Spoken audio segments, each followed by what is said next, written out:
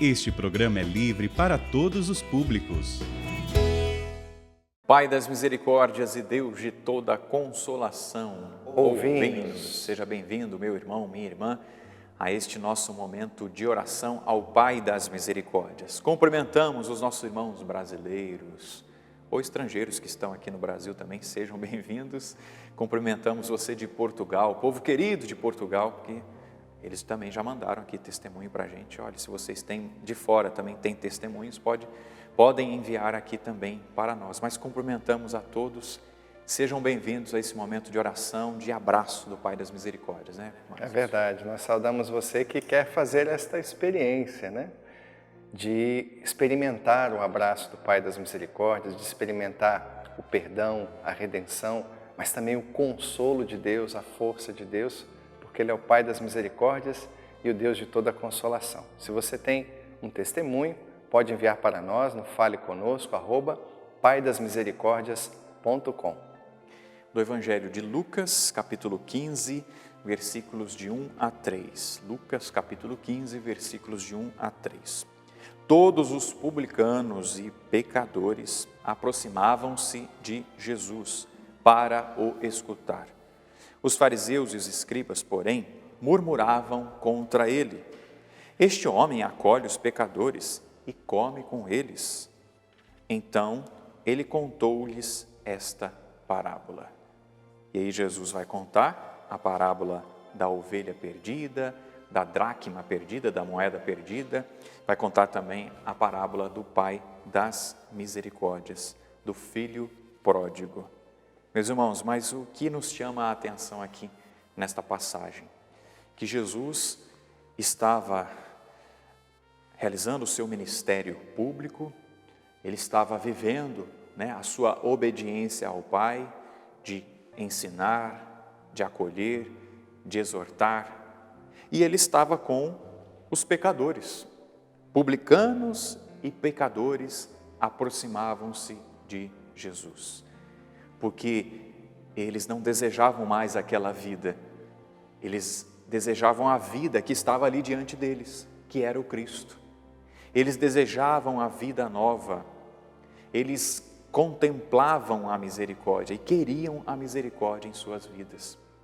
Esta deve ser a nossa busca, irmãos, filhos e filhas, do Pai das Misericórdias, a nossa busca pela misericórdia.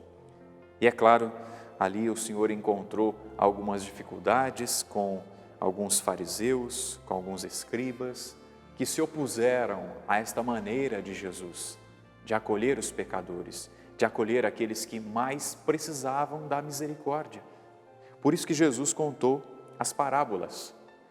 E na carta encíclica de São João Paulo II, no número 3, falando a respeito das parábolas, das passagens em que Jesus ali explicou e exortava o povo, ele diz assim: baseando-se neste modo de manifestar a presença de Deus, que é Pai, amor e misericórdia, Jesus faz a mesma misericórdia um dos principais temas da sua pregação.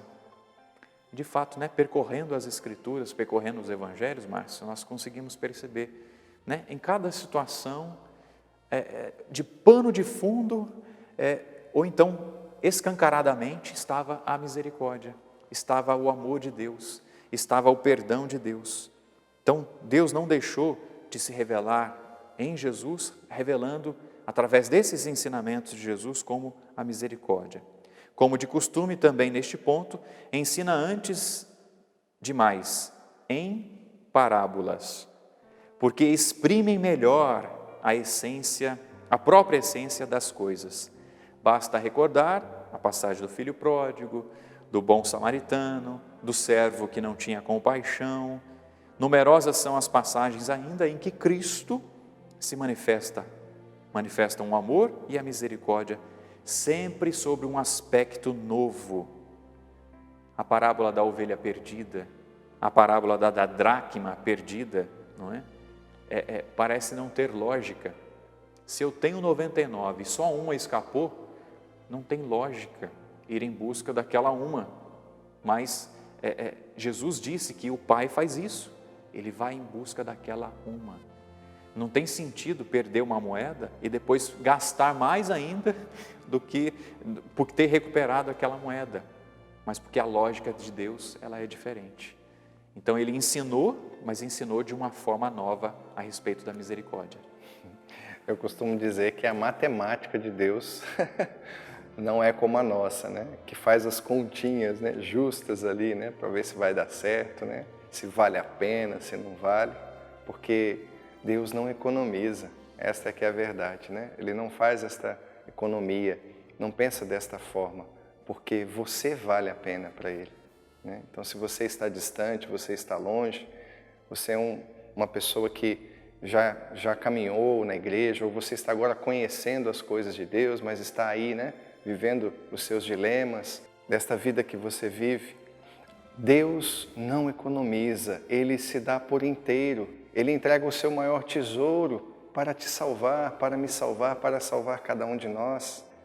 O seu maior desejo é que nós estejamos juntos com Ele, que nós estejamos unidos ao seu coração de Pai, porque Ele nos ama como filhos. Portanto, esta lógica humana, ela não se encaixa na lógica de Deus, né?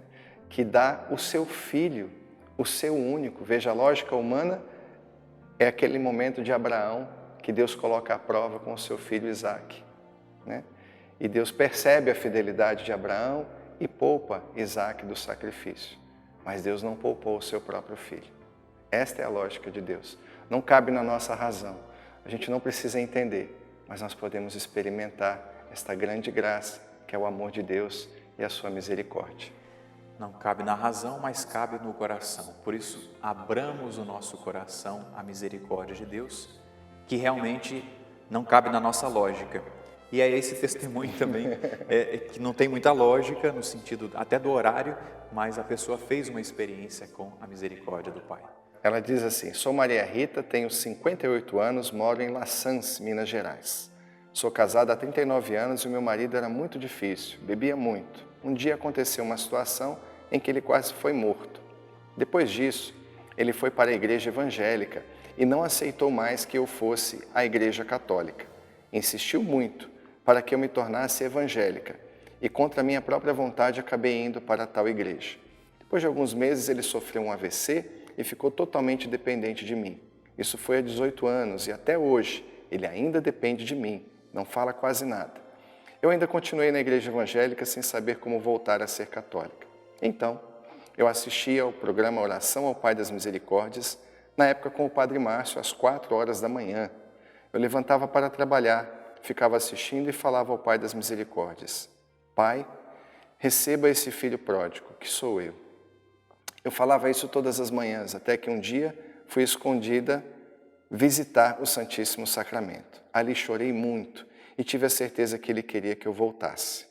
Ainda demorou um tempo, mas depois de alguns meses o Pai das Misericórdias me deu força e voltei para a igreja na semana do meu aniversário, em novembro de 2019, e fui apresentada pelo meu padre à minha comunidade. E hoje aqui no santuário, venho agradecer ao Pai por ter a Eucaristia. Hoje sou feliz porque posso adorar a Jesus Eucarístico sem me esconder. Obrigada, Senhor. Maria Rita Bezerra da Silva, de La Sans, Minas Gerais. Que coisa linda, né, Pai? Que bom, Maria Rita. Bem-vinda de volta. De volta à casa do Pai, à misericórdia do Pai. E perseverança para você, perseverança para cada um de nós. E que nosso Senhor te ilumine cada vez mais no cuidado, né, com seu marido. Irmãos, voltemos aos braços do Pai, confiemos nele, como confiou a Maria Rita. Pai das misericórdias, Deus de toda a consolação, ouvi a súplica confiante que vos apresentamos neste momento. Acolhei este povo que vem cheio de fé e esperança ao vosso santuário. Consolai os aflitos, socorrei os necessitados, enxugai as lágrimas aqui derramadas, amparai os fracos e recebei em vossos braços paternos este Filho pródigo que volta para vós. Dai-nos a graça de sermos instrumentos da vossa misericórdia na vida dos nossos irmãos, para que assim o vosso nome seja amado em nossa família e em nossa nação. Tudo isso vos pedimos por vosso Filho Jesus Cristo, que convosco vive e reina, na unidade do Espírito Santo. Amém. Pai das misericórdias e Deus de toda a consolação, Ouvi-nos. como a Maria Rita diga, eu sou este filho pródigo, Pai, Eu sou. que volto. Amém. Seja bem-vindo, seja bem-vinda. Abençoe-vos Deus Todo-Poderoso, Pai, Filho e Espírito Santo. Amém.